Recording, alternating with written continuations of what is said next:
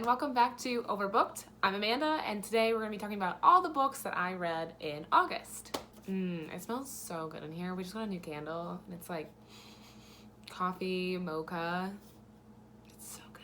So, I've read a lot of books in the month of August. Shocker. So let's just get to it. The first book I read was The Whisper Network by Chandler Baker. I have a whole book review on this book, and I will put it in the link below.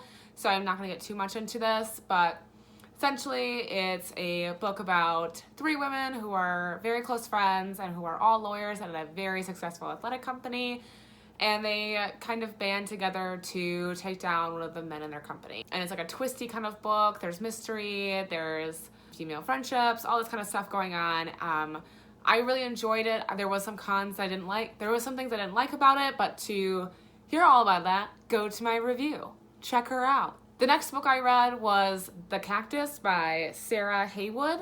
And I read this because it was one of the Reese Witherspoon picks. This is a book about a woman who lives in London, I think, somewhere in England. And she doesn't have a great time handling her emotions. She doesn't like necessarily being around people. She has like a very routine that she likes to have, but she's forced to deal with her emotions when she discovers that she's pregnant and she is going through the death of her mother at the same time. I did not super enjoy this book.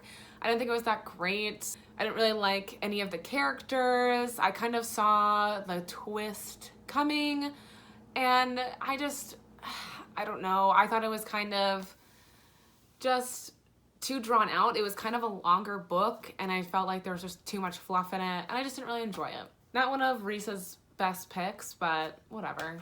So the third book I read was The Nickel Boys by Colson Whitehead, and I super enjoyed this book. I also have a review to this book. I will link it below. It's about a young boy living in Florida during the Jim Crow era where he gets in trouble for doing a crime that he doesn't really commit, and he gets sent to the Nickel Academy, which is a reform school for boys. This is actually a school that is very based off of the Dozier School. If you check out my review on this book, I actually link a ton of articles that talk about the real school, the Dozier School. So I highly recommend you check out my review and the other reviews that I linked in that video. Again, just go check out my reviews, guys. They're there. Enjoy them. They're for you. Next, I read Red, White, and Royal Blue by Casey McQuestion, and this was a very fun book. I also did a review on this book. Ton of time on my hands this month, apparently. This is a romance book, romantic comedy, coming-of-age story. It's about the first son of the first female president of the United States and the Prince of England falling in love, and it's just a really cute, beautiful story, and I really enjoyed it. So check out my review on that. Next, You Think It, I'll Say It by Curtis Sittenfeld. This was a book I read for my book club, the Girly Book Club, and I actually just went to that this week. So, and I thought that was really helpful I think it's really nice going to book clubs. For those of you that don't enjoy book clubs or go to book clubs yet, I highly encourage you do so. Find a local one around you, because I think we have our own thoughts on these books, and then we go to a book club and we hear other thoughts, and you kind of get to develop your thoughts on the book more deeply by conversing with other people, and I just really enjoy it. And that's how I felt about this book. I read this book, so it's a collection of short stories, and I put it down and I was like, oh, that was pretty good, maybe I'll read more short stories. And I went to my book club, and I was sitting there, we were talking, and I didn't remember any of the short stories. They weren't memorable, they weren't meaningful, I guess, to me. And then we kind of found that there was a theme in every single of the short stories, that the person, the main character, found themselves kind of obsessing over another person. And it just wasn't for me, and I didn't really enjoy it as much as I thought I did when I first initially set it down and turned the last page. I don't know, I'm still not sold on short stories, but I will keep trying. We're actually reading, I have a little book club of my own that I started with some of my girlfriends, and we're actually reading a book that's a collection of short stories. So I don't know if I'll feel the same about that one, where I just will kind of forget about them.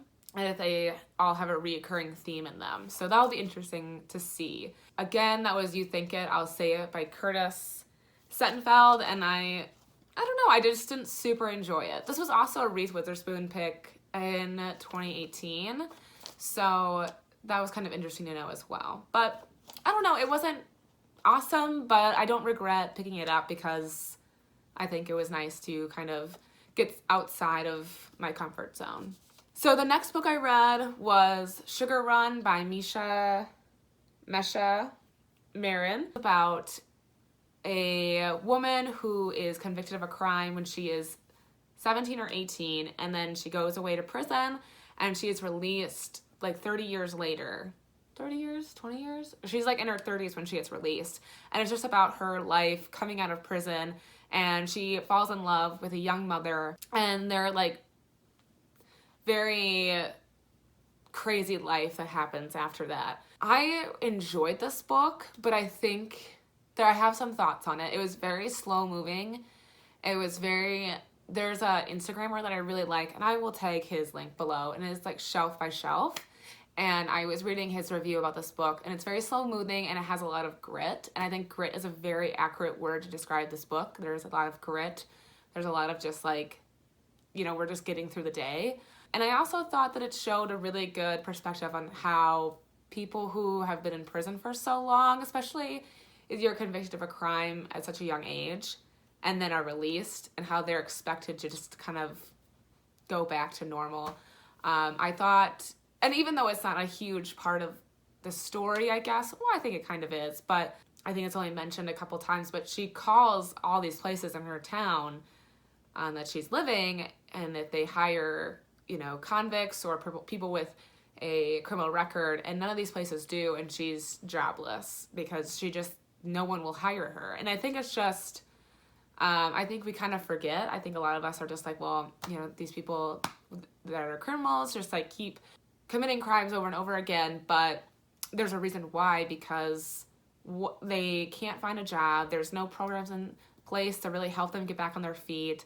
And I just think that there should be a lot more programs or policies put in place to help these people get reinstated back into society and help them make a better life for themselves. And I don't have a ton of knowledge on the criminal justice system, and I don't have a ton of knowledge on any of that stuff. So if I'm spewing something that's you don't think is correct, please correct me if I'm wrong.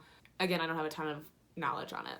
I read this for the Reading Women Challenge prompt, a story set in the Appalachia, and I don't know a ton about the Appalachia, and I don't ever think about it, so I think this is really good. I don't think I would have picked this book up if I hadn't had that prompt. So I know I've been saying this forever, but I really should do another video on this challenge because I think it's really been helping me pick up books I normally wouldn't pick up. You should check it out. I'll link that below again as well, whatever. It's the Reading Women Challenge, and they have a podcast, and they do a yearly challenge every year that has multiple prompts, and this was what I read for this prompt, a book set in the Appalachia.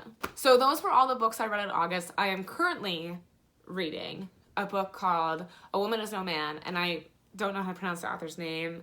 Edhef Room. I am really, really hoping to finish it today. I guess I can include it in this wrap-up. I don't know if it really counts, but it is really good so far, and I'm reading it for a book club that I am trying to insert myself in. It's at a book club at one of my favorite coffee shops because, you know, I'm already into what's one more book club, you know? Those are all the books I've read in the month of August. I think I had a really good reading month. I really, there was a couple duds in there, but I really honestly enjoyed most of the books that I've read. And again, I'm going to link to all the books that I did reviews on this month. Check them out. Make sure you like this video and subscribe to my channel, and I will see you guys next time.